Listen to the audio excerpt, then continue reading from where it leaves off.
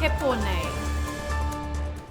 Hundreds have turned out this week for the STEP survey as Niue Health Division began village-to-village screening for non-communicable diseases. A report on the state of the media in Niue has found numerous obstacles hindering the island's media development. And we share the inspiring story of Bini Ongotau, Niue's only deaf resident.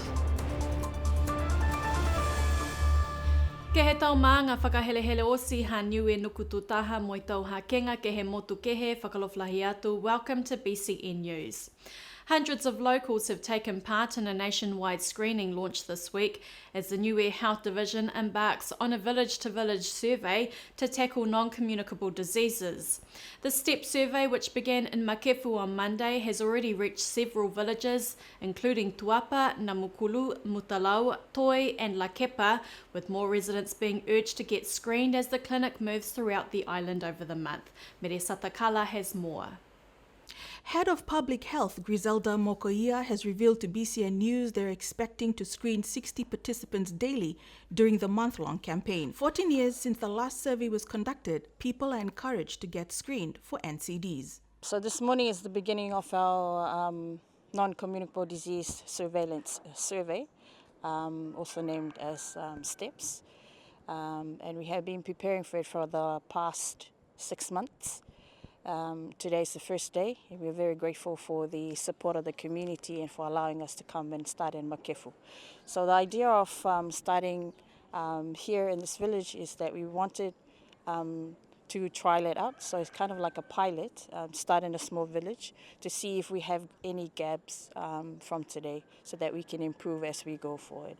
Mokoia explains the various screenings that will be done in each station. So our team consists of 20 staff members from within health, and we have organized the steps in a way that people don't get confused. So when they arrive, they will be required to register and also provide the consent for the survey, and then they will go through the Station A. We have decided that to allow the community to get their bloods done first, because they would have to fast from last night. So fast 8 hours before they come and do their screening. Staff will be using tablets to answer the questionnaires, with a team from the World Health Organization and Pacific Community monitoring the survey. Our colleagues from the World Health Organization has been guiding us throughout the preparations for leading up to the steps. And they were also here last week to help us with the training of the staff on how to use our equipments accurately, as well as how to set up our stations and the process as a whole. They will be here until next week, so just seeing how the process goes for the first week, and if we are confident that they will return.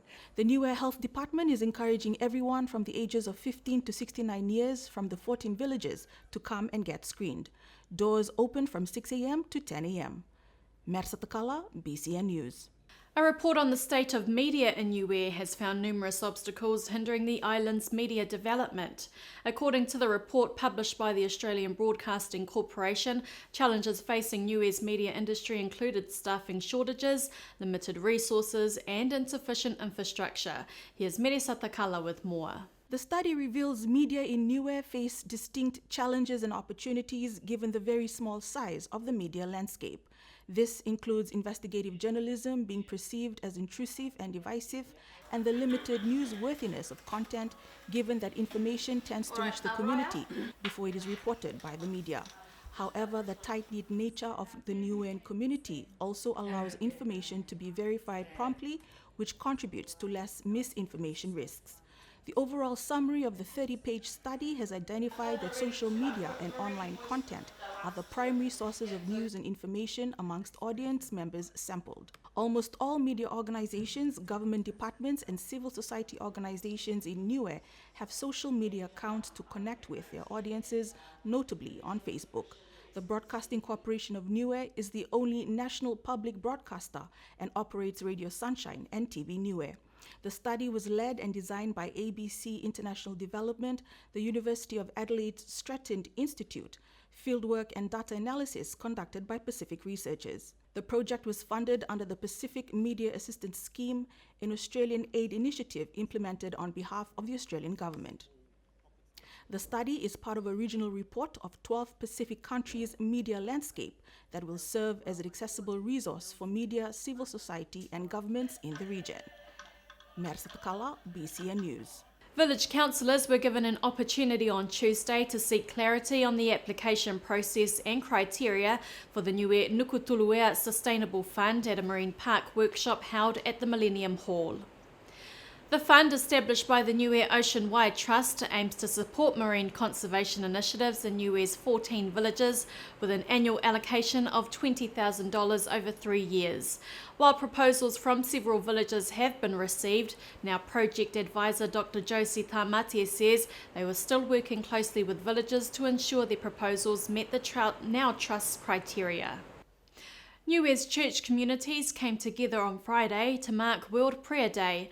Celebrated by Christian laywomen worldwide, the International Ecumenical Initiative is observed in over 170 countries on the first Friday of March. A different participating country writes the service each year, with this year's World Day of Prayer book prepared by the Cook Islands Committee. BCN News captured the early morning service for the Alofi Ecclesia Federation of Christian Women, led by President of the Niue Ecclesia Kirisiano, Laloifi Salatielu.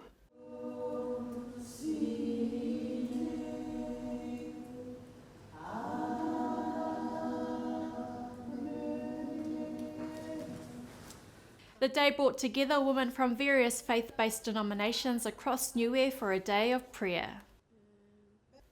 A call has been issued to Niuean artists to submit their work for the upcoming Niue Art Festival, scheduled to take place from April 22nd to the 24th. The festival, which celebrates Niuean creativity and culture, is now accepting artwork submissions until April 17th. Interested artists can drop off their applications at the Niue Whalefono. In addition to artist submissions, the festival committee is also seeking volunteers and exhibition minders to assist with the event.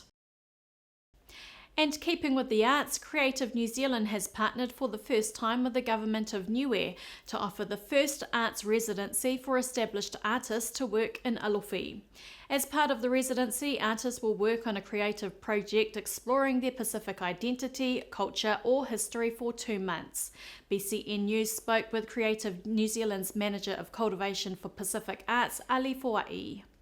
This is a pilot, so it's the first time we've done it, first time we're rolling it out, so we're really excited. It's established artists can apply for this pilot, and they'll spend 8 weeks on the island working on a creative project, sharing their arts practice with the community over in Niue, as well as delivering workshops at the Niue Arts Festival. So a really great opportunity for the artists to learn new things in Niue, a new environment, and also work with our local communities over in Niue and arts communities. Applications are currently open to Tangata Niue in New Zealand and close on Monday 24th of March. Niue Airport was abuzz last week, but it wasn't plane day that drew the crowd. Instead, families and friends gathered to shimmy and shake at a lively hula fitness session organised by the Australian High Commission.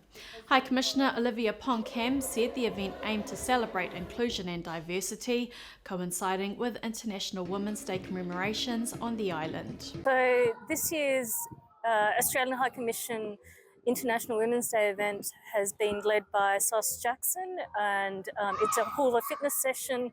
It's a family event looking at empowering women through moving our hips and having enjoyable time today. Alofi resident Sefeti Adriana was among the enthusiastic hula dancers showing their support. He highlighted that gender equality remains a pressing issue in the Pacific and expressed his hope for more initiatives like this to promote positive change in the region.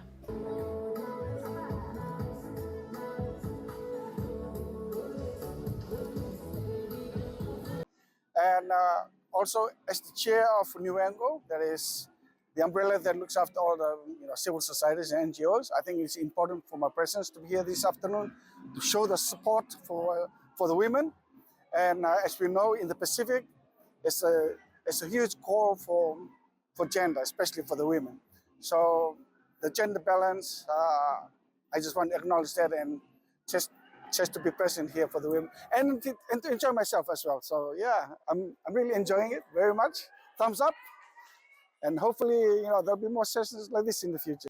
And to our feature story tonight, you might know her as the friendly face at Niue Rock Vets, serving ice cream at Kendra's or tempting your taste buds with baked goods at Swanson's. Tonight we share the inspiring story of Robin, better known as Bini Ongotau, Niue's sole deaf resident and signer. A trailblazer on a mission to normalise sign language on Niue, BCN sat down with Bini to discover her remarkable story. Here at home in the village of Mutalau is where you'll find Bini Ongotau on a weekday. Whipping up a batch of chocolate brownie goods for an early morning delivery to Swanson's supermarket. Otherwise, you'll find her in Alofi caring for the island's pets as a local paravet with her husband Kala. It's a busy life for Bini here on Niue, and while it's mostly normal, it's not without its challenges, being Niue's only deaf resident. Lots of challenges. All different challenges. How she cope. Meeting people. Very hard to read the lips. Sometimes they speak in Niuean to her. She learned Niuean. Speak a little bit. Self-taught, one word, come, ho. She learned from mother, called the child. Originally from New Zealand, Bini was born with no hearing ability. Her mother was exposed to the highly dangerous rubella infection during pregnancy. When Bini was 1, her family discovered she was deaf.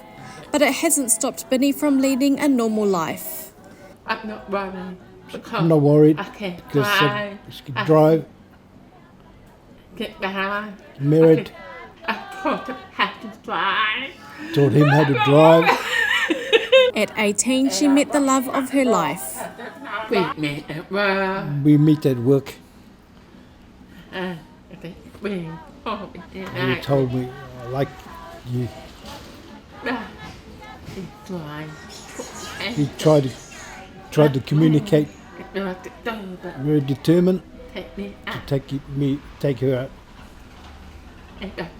The family loves him, so we end up getting married. He's been her home ever since. Married 38 years. Family still spoil him. In 2008, they moved to Niue. She says while it gets lonely at times living as Niue's only signer, she's learnt to communicate through lip reading. Learn how to cope with different people.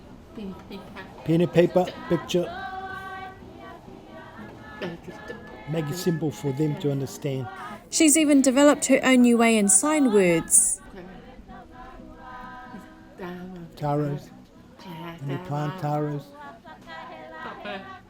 Now she's working to normalise sign language on Niue, launching weekly classes at the island's commercial centre in Alofi. I'm just totally in awe of this, and my sister does the Wednesday night class, and yeah, we're on a high talking about it, and like the things that we take for granted, just incredible. But this is like charades, the game where you learn how to describe something in a way, and so this is our second class and we're still holding back, and she just wants us to describe and use our hands and our facial expressions and stuff. Yeah. Starting with the basics. So we've learnt the alphabet, we've learnt the numbers, we've learnt to say that my name is Victor and spell it, and she's also taught us to say shorten. So my name is Victor, which is as in Queen Victoria, and it's descriptive. It's good to add into in case, because I work as a teacher as well, so you never know if you come across kids who can't communicate properly. What she hopes will make a positive impact on Niue by supporting locals who are hard of hearing. That's my message, and hope, plus children, I want to help children. There's a way. And the ultimate goal of creating a deaf-friendly island. Moana Makapelu Lee.